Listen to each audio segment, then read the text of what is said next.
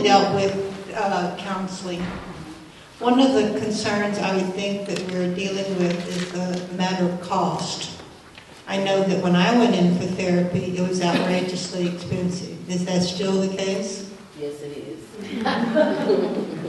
So basically, the people that get the treatment are more of the wealthy white class.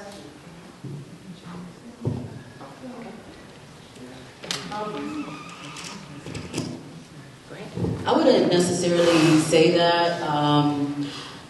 Oddly enough, I think that access to more specialized counselors is difficult, but I do think that even public insurance is pretty good for like a specialty service like therapy. It's just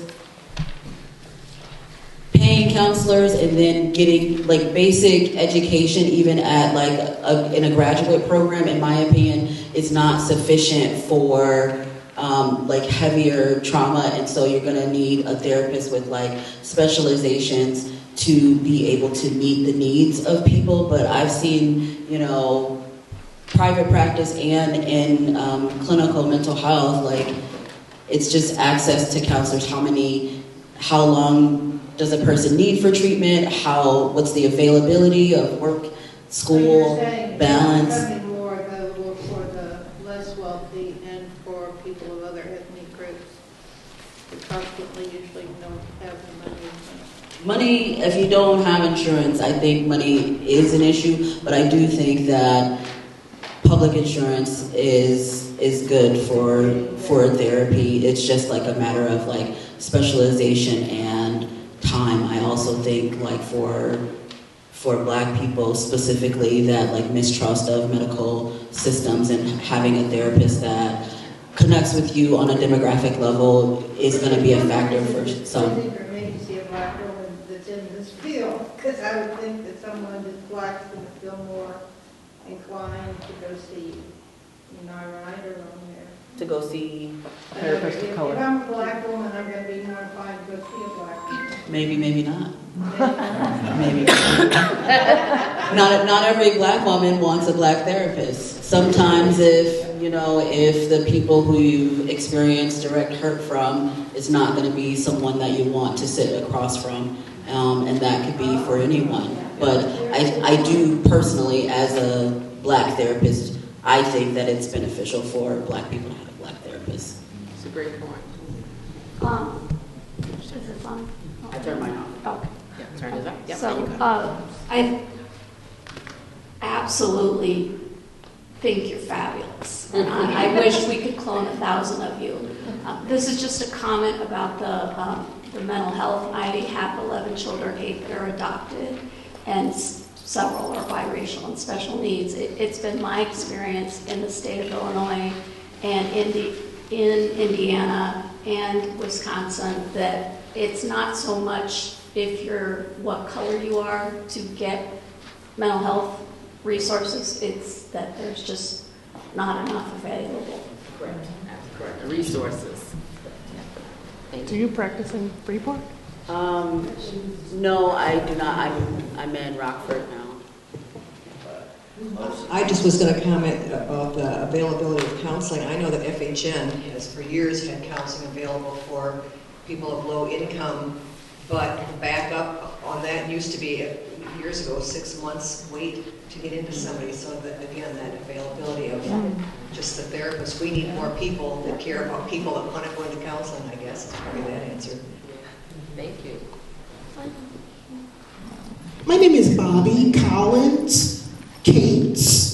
I was born and raised in Freeport, Illinois, and part of the reason I'm standing is because the doctor just told me I became 4'11". I started out at 5'1" and 3/4, and now I've shrunk to this. So I said, if they're gonna see you, stand up. So, but anyway, there's a performer in me, and so I will take a lot of your time if I'm not careful, but I don't want to do that today because that's not what this is for. So I had quite the experience being born here with 2 parents from Mississippi, the deep south, messy Mississippi. A lot of wrong stuff going on, discriminatory Tory-wise and all that, the prejudice and everything. I ended up being born here after they moved here, and like my father, who said he was in a small town where the whites protected the blacks. Wonder about that. There's a whole story there, y'all. There's a book there. And so they raised us. I think I heard one of my sisters somewhere over in there say earlier today that they had this protection. I had protection. My parents kept us from a lot of things that were going on in the neighborhood that were negative. And I was told by my parents, you can do it. When I decided I wanted to go to college, they said, you can do that. Nobody else in our family had done that yet. I did have some that came after me that did it, so I can't claim, to be the only college graduate. But I was able to accomplish a lot of things because I had what my dad had, white advocates in the classroom. I might be the only one in that classroom in Freeport High School, but I had teachers who were looking after me as though they were my babysitters. Try this, Bobby, go do this.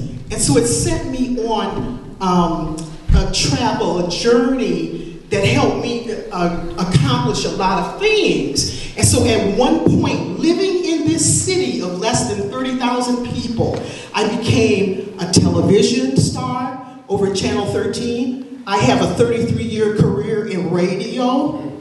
I have been a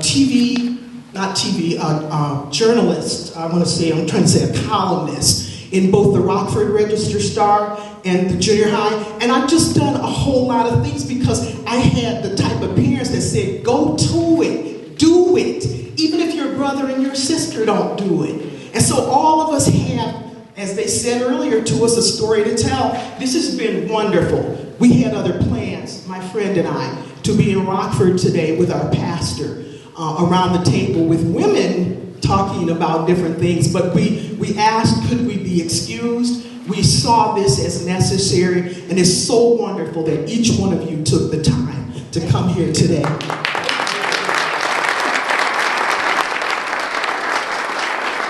So I'm going to bring back Pastor Donnie to close us out. Oh, I'm sorry, Mr. Ryan. I'm sorry.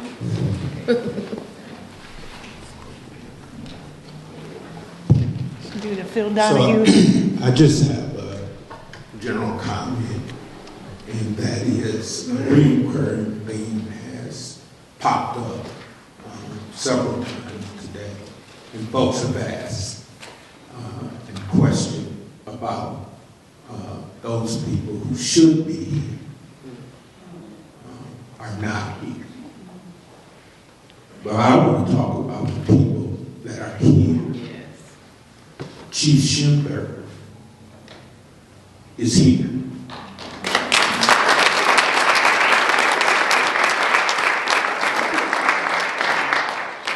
Mr. Hartley is here. Mr. Seaman is here. And Ms. Sellers is here. So I'm thankful for all the elected. Rachel Simmons was here. Rachel is here. So I'm encouraged by the city officials that are here, and for those that are not here.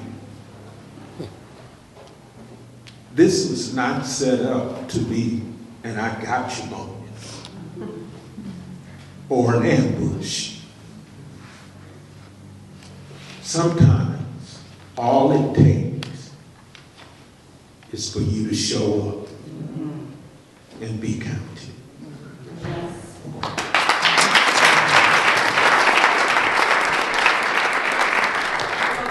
Is here also as one of the city leaders too. Thank you.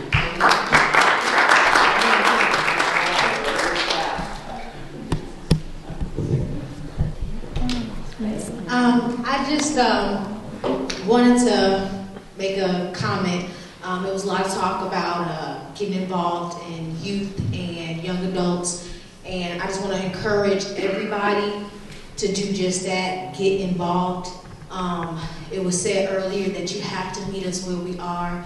and you do. You have to come to places that we're hanging out at, the streets that we're on. You have to, if you want to reach the people who would not be in this room. I'm here, but I'm not the person you need to be preaching to. It's the other people that you need to be preaching to, and that sometimes that's going to Horizon and putting up the flyers. That's going to the liquor stores. That's going to, you know, some of these places, being at the Boys and Girls Club and making sure that your face is known around to those kids who are in that community. Mr. Ryan is a great man to work with. He would love to have you around, especially if you're trying to really help that community. But I just encourage everybody to really think outside of the box. It's a lot of, when I'm in these rooms, they have an idea, but then I have to come and say, that's not fun, or that's not, you know, something that a 25-year-old would really want to go to. And so it's not to say that that is a horrible idea. Don't feel discouraged, but we're in a different time now. Things are just so different. And so in order to get them to be able to come to something like this from 9 to 1, you have to, it started by people meeting me where I was and leveling with me to where I see the value in something like this, and I'm able to really take away from the relationships that I'm building here and the trust that I'm gaining for you guys in these moments. And so I just encourage everybody to continue to do the work.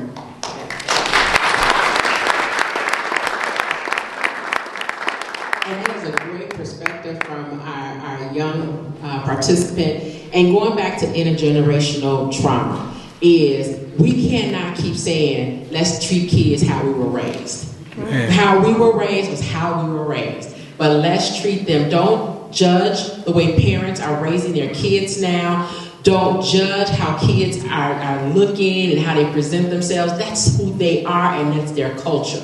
And if you love them in their space, they will come and they will sit if you bring them in and make them a part of it. So if that means that we have to start and talk about Megan Thee Stallion and we have to talk about Lil Durk and we have to find all this, you know, because once I start talking about it, I got the kids' attention. What you know about Lil Durk? All my life. We can do that, right? I make it my business to know their business. So if I want them to be a part of this, I don't bring my trauma, I don't bring my old school mama mentality. It comes in, it's there, but I meet them where they are with that, and I make sure I bring it where they're at in this space as well. So if we're talking about mental health, bring in Juice WRLD. Bring about how he had mental health and what he did. And when I do these presentations with young people, I do this, and they are engaged, and they do have questions. So that is our job, to help bring you all on board to connect to a generation that you may not have a connection to.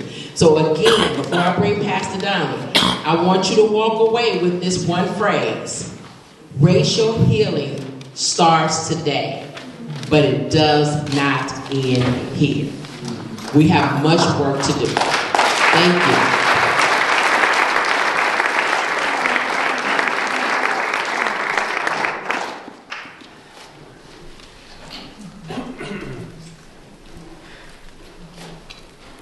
When we met to figure out who was going to facilitate this today,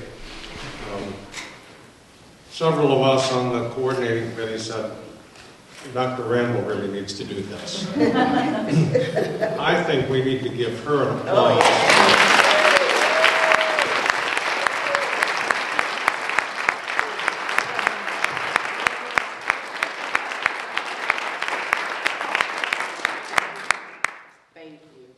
You have been fantastic. Thank you very much. Really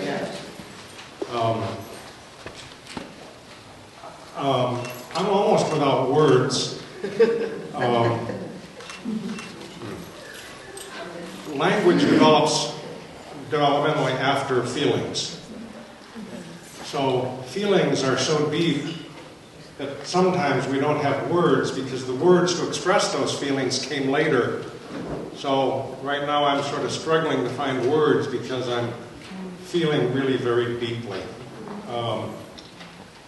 Joyfully for all of you taking a beautiful Saturday, even though I know there's another 50 in the rest of the year, I know they're precious. I would encourage you, if you have not, take a few moments to complete the evaluation that's before you. If you don't have a pen, there is a pen in the bag on the table.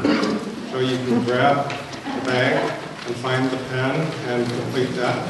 We would like the evaluation that gives us good feedback because we do want to know more. Fill it all out.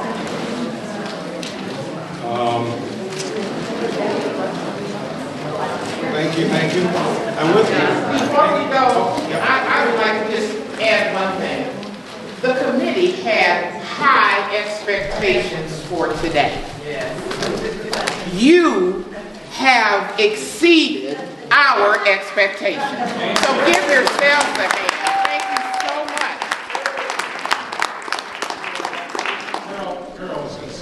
much. This is kind of like another go-off commercial. But also in the bag, you'll find a membership form for the NAACP. If you are not a member now, please take that form. Right. And one final thing, you've heard a couple books named. One is My Grandmother's Hands. Would highly recommend it. There is a sheet in the bag that has some information from Grandmother's Hands. It will introduce intergenerational trauma to you. Both intergenerational trauma for blacks and for whites, and an extended section on intergenerational trauma in law enforcement, and also gives suggestions in there for each of those groups how to process that intergenerational trauma. Another book is It Did Not Start With You. I was given these books for Christmas. I've read the one, I'm halfway through the other. It Did Not Start With You is also on intergenerational trauma and is, again, excellent, and also has exercises and processes to help you begin to work through that hidden trauma within you. And the third book is The Body Keeps Score. Those are three very good resources if you want to know more about that.